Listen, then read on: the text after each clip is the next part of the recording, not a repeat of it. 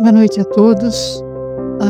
Vamos falar hoje do capítulo 15, mas dando uma lembrada no capítulo 14, que foi falado sobre as elucidações de Clarencio. E é bom lembrar que André Luiz tinha muita vontade de trabalhar, né, lá no nosso lar. E aí Clarencio começa a esclarecer para ele o seguinte: queres os dons da cura? Comece amando os doentes, interessando-te pela evolução de suas necessidades. Há que penetrar na alma, sondar as profundezas. Pois bem, André Luiz, ele reconhece que em outros tempos, porque o Clarencio ele foi muito assertivo com André Luiz. Em outros tempos, o André Luiz ia ficar meio chateado com ele, com a assertividade com que ele teve. Mas ele começa a reconhecer que era para o bem dele. E agora no capítulo 15, ele está, depois de toda essa assertividade que ele recebeu, ele entrou num processo de introspecção. Então ele, atento às recomendações do Clarencio, ele procurava reconstituir energias, mas ele precisava resgatar essa energia dentro dele, para que ele pudesse recomeçar o aprendizado como? De forma diferente, de forma mais abrangente. E ele mesmo diz, os fluidos carnais compelem a alma à profunda sonolência, ou seja, a materialidade e as nossas ilusões, nós nos envolvemos demais. Em verdade, apenas agora reconhecia que a experiência humana, em hipótese alguma, pode ser levada à conta de brincadeira. Isso é muito profundo, né? Quando fala em ser levado de brincadeira, e muitas vezes a gente fala assim: ah, não, a vida está muito difícil, deixa para outra, deixa para a próxima. Olha o peso do que a gente está falando. A importância da encarnação na Terra surgia-me aos olhos, evidenciando grandezas até então ignoradas. O despertar dele, né? Como isso é comovente também. Ele passou dias em profundas reflexões. De repente, Lísias entra no quarto dele com o olho brilhante, cheio de alegria, e diz: adivinha quem está à sua procura? E era sua mãe. E olhos arregalados de alegria, vi minha mãe entrar, de braços estendidos: filho, meu filho, vem a mim, querido meu. Abracei-me a ela carinhoso, chorando de júbilo, experimentando os mais sagrados transportes de ventura espiritual. Beijei-a repetidas vezes, apertei-a nos braços, misturou minhas lágrimas com as delas, e não sei quanto tempo ficamos abraçados. Aí dá para sentir, e acho que é muito difícil colocar em palavra para nós que estamos em mundo de prova e expiação, como seria esse sentimento na esfera que eles estão. Mas com certeza é algo muito preenchedor, é algo que se renova internamente para os dois, num outro nível de convivência, que ainda mesmo que André Luiz não tenha essa maturidade ainda, mas ela já tinha. A presença maternal constituía infinito reconforto ao meu coração. Aqueles minutos davam-me a ideia de um sonho tecido numa trama de felicidade indizível. Minha mãe, todavia, mais forte que eu, falou com serenidade. Nunca saberemos agradecer a Deus tamanhas dádivas. O Pai jamais nos esquece, meu filho. Que longo tempo de separação. Não julgues, porém, que me houvesse esquecido. Às vezes a providência separa os corações temporariamente, para que aprendamos o amor divino. Porém, com tudo isso, com essa forte emoção que a gente não consegue colocar em palavras, acontecia algo dentro de André Luiz. Como é difícil, ele dizia, como é difícil aliviar resíduos trazidos da terra, ou seja, resíduos densos. Como pesa a imperfeição acumulada em séculos sucessivos. Quantas vezes ouvira conselhos salutares de Clarencio, observações fraternais de Lísias, para renunciar às lamentações. Mas ao carinho maternal, como que se reabriam velhas feridas. Do pranto da alegria, passei às lágrimas da angústia, relembrando exacerbadamente o trâmite terrestre. Não conseguia atinar que a visita não era para satisfazer os meus caprichos, os nossos melindres, que temos tantos aqui. E sim, preciosa bênção de acréscimo da misericórdia divina. Percebem a diferença? E como ele fala, como Clarencio falou das lamentações, como Lísias falou das lamentações, como a mãe dele vai falar no final das lamentações, dá para a gente sentir a importância do que é lamentação. Lá no plano onde eles estão e aqui para nós. Por quê? Se lamentamos aqui, desencarnamos hoje, eu vou levar isso no meu perispírito e vou fazer exatamente isso que André Luiz fez. Né? Ele começou a se lembrar dos trâmites terrestres e tudo mais. Importante que nesse mesmo livro, no capítulo 6, Clarencio diz, lamentação, olha o peso que é a lamentação, denota enfermidade mental e enfermidade de curso laborioso e tratamento difícil. É indispensável criar pensamentos novos e disciplinar os lábios. Deu para sentir o quanto isso pesa, o quanto isso é importante a gente começar a olhar para as nossas lamentações? O que eu vai levar? E aí, vamos aprofundar um pouco mais nessas lamentações para nós que estamos aqui, prova e expiação, encarnados. E para os desencarnados também, porque eles estão no perispírito. Divaldo Franco, por Joana de Ângelo, no livro de autodescobrimento, no capítulo 10, conteúdo perturbadores, ela fala sobre isso. Esse livro é muito bom, se aprofunda muito, porém eu vou fazer uma síntese muito superficial, muito rápida, só para a gente ter uma ideia do o que é a lamentação e o que ela nos leva, e aonde ela nos leva. Pois bem, não se assustem com o esquema. Lamentação, o que é e para onde nos leva? Lamentação, primeiro, eu pensei em alguma coisa para eu estar me lamentando. Ah, mas aí alguns podem pensar assim, mas pode ser, se eu estou pensando, pode ser influência, pode. Mas só vai haver influência dentro de mim com aquilo que eu tenho dentro de mim. Então vai ressoar, e aí vai haver sincronicidade. Se não tiver, não vai ressoar. Portanto, o pensamento começou aqui, dentro de mim.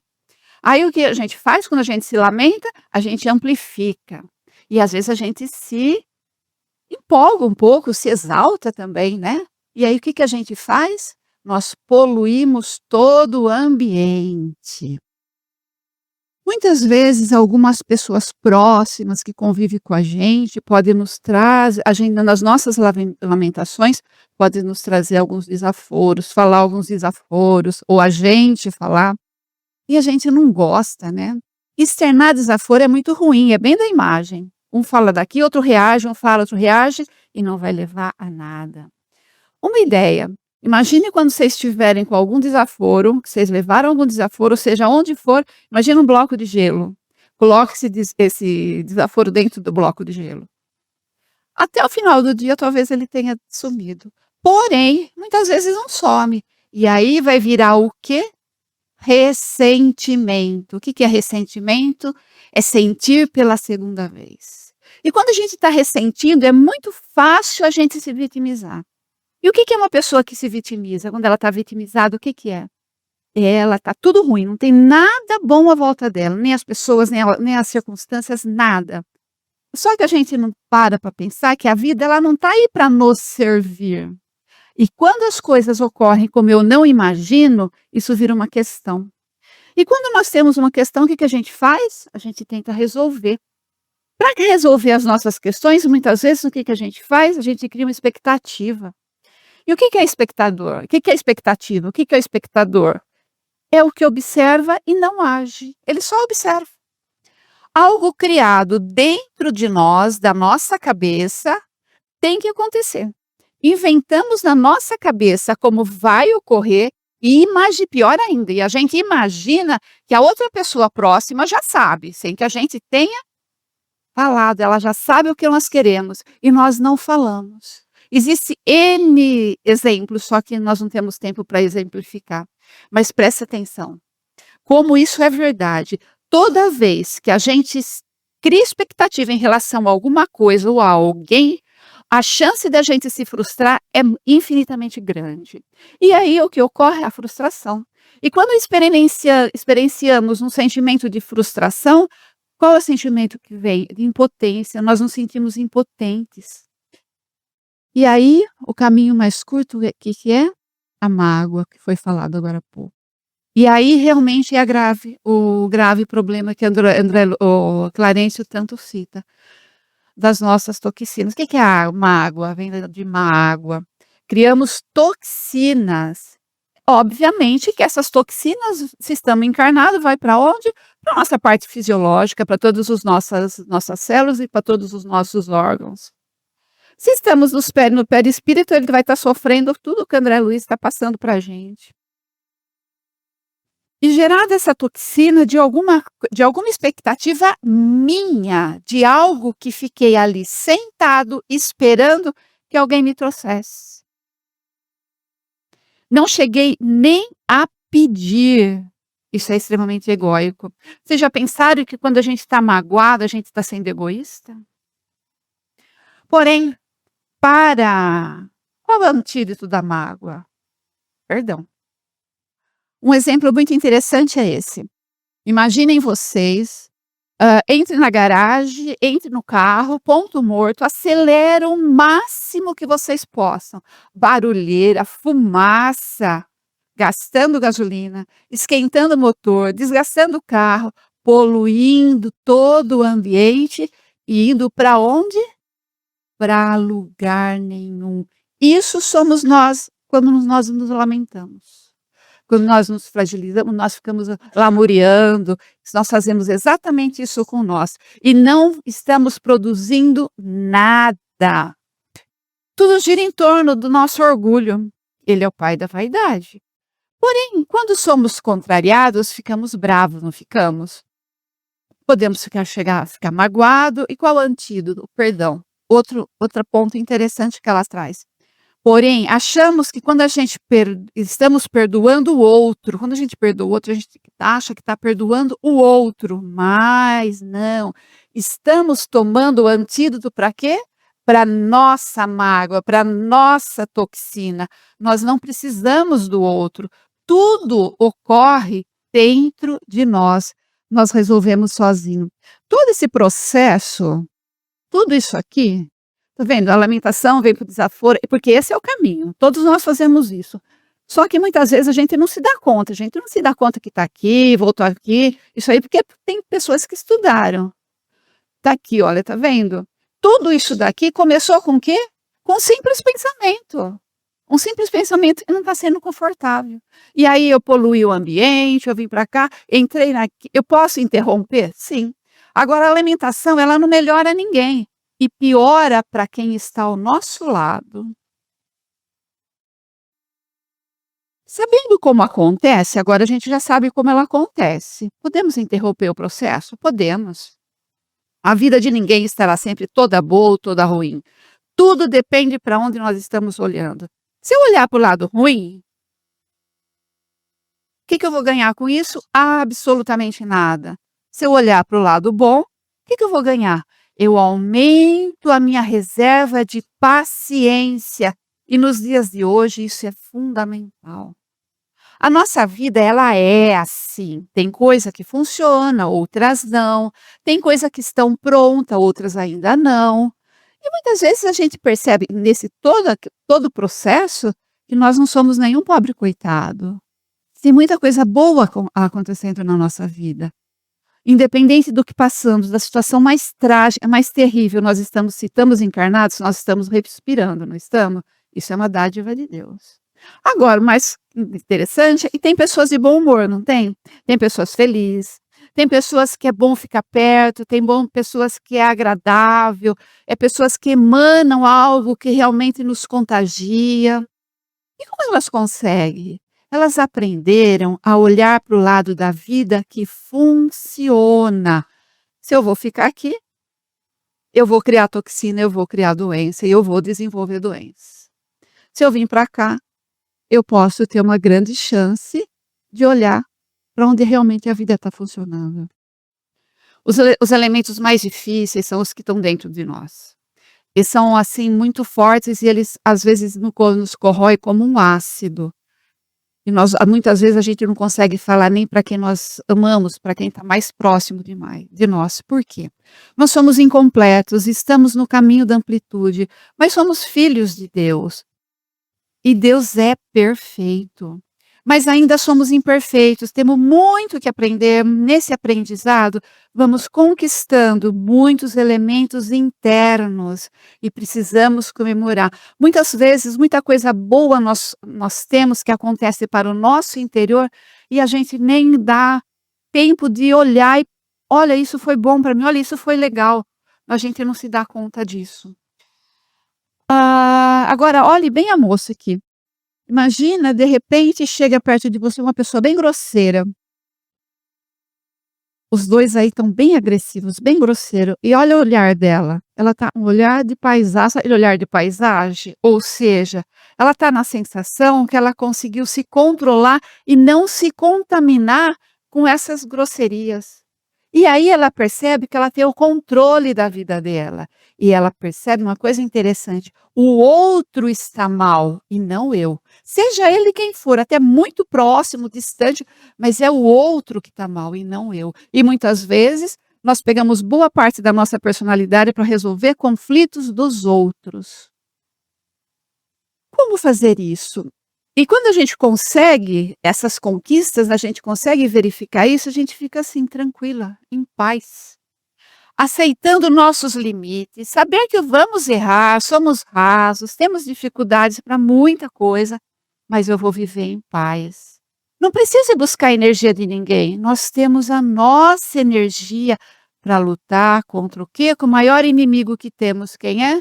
O nosso orgulho. O outro, quem é o maior inimigo? É o outro? Não, qual é o maior inimigo que nós temos? O nosso orgulho. Como fazer isso? Aceitação de quem eu sou, aceitação dos meus limites e das minhas dificuldades. Sermos mais complacentes, mais resilientes, mais dócil com nós mesmos. Agora é importante, as condições que temos são as melhores nesse momento para as nossas vidas. Nós somos e estamos exatamente com o que precisamos para a nossa evolução. Vamos aproveitar essa oportunidade?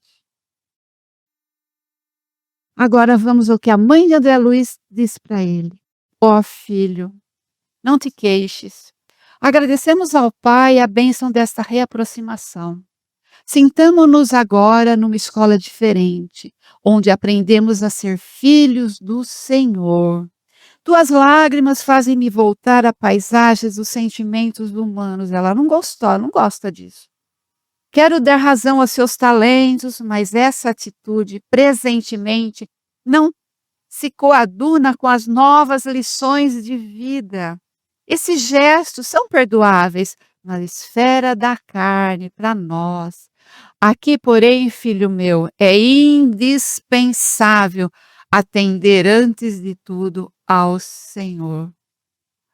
Outra coisa muito legal que ela fala: nossa dor, portanto, não nos edifica pelos prantos que vertemos ou pelas feridas que sangram em nós, mas pela porta de luz que nos oferece ao Espírito, a fim de sermos mais compreensivos e mais humanos.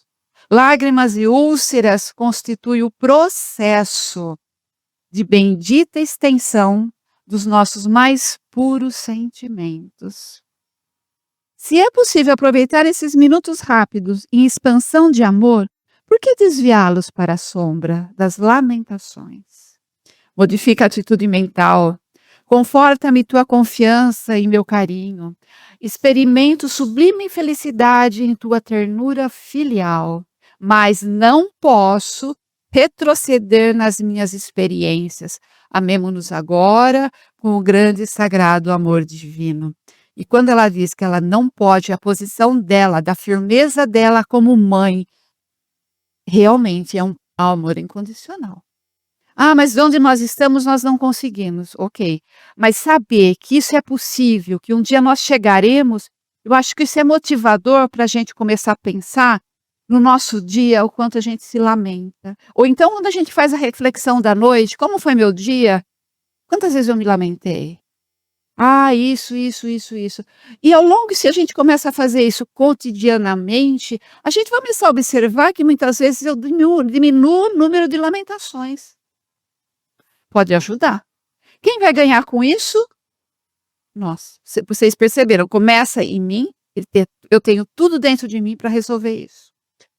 E o mais incrível, olha o que as palavras dela, essa posição muito assertiva, ocorreu dentro dele. Aquelas palavras benditas me despertaram. Guardava a impressão de fluidos vigorosos que partiam do sentimento materno, vitalizando-me o coração.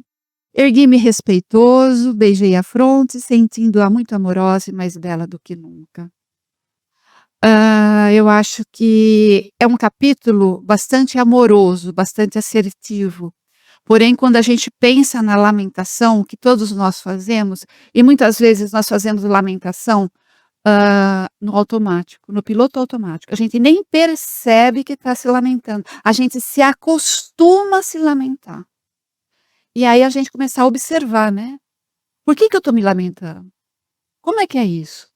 E se eu começo a perceber um pouquinho em mim, nossa, hoje eu percebi, olha, agora eu estou me lamentando. E eu percebi que agora eu estou fazendo isso, opa, não vou. Isso é uma conquista. Isso nós precisamos enaltecer dentro de nós. Porque essas conquistas nós levamos no perispírito. Agora, na semana que vem, a mãe do André Luiz vai falar, vai fazer as confidências. O que será que ela vai confidenciar? E será que ela vai falar do pai dele? Eu acho que ela vai falar umas coisas muito legais do pai dele. Como será o pai dele? O que será que ele está fazendo onde eles estão hoje? Quem vai trazer essa maravilha vai ser o Roberto a semana que vem. Portanto, não deixe de assistir o próximo. Muito obrigada, Deus abençoe a todos. Vamos para a segunda parte. A palestra de hoje, né, a Lilian falou bastante aqui sobre um problema muito sério, as lamentações, né? Às vezes a gente lamenta, às vezes por coisa à toa, né? Isso é normal, assim. E tem aquele coitado que fica lamentando o tempo inteiro, o tempo inteiro. Isso aí faz um mal danado, gente, mal danado.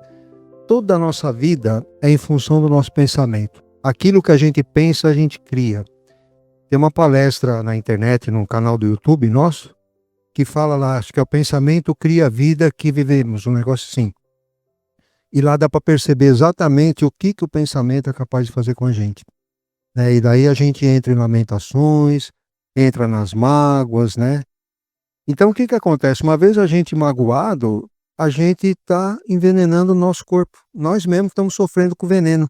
Né? Às vezes a pessoa fez alguma coisa para a gente acaba se lamentando, a pessoa acaba nem lembrando daquilo, foi um negócio assim que para ela não tem muita importância, e às vezes a gente pode dar uma importância muito grande. O que acontece com isso? A gente vai moendo aquele negócio dentro da gente, vai moendo, e isso faz um mal danado. E a gente vai ver lá na palestra, lá, tudo aquilo que a gente pensa, o cérebro solta uma química para o nosso organismo todo. Então, se o pensamento é ruim, a química vai ser ruim e vai se espalhar pelo corpo inteiro.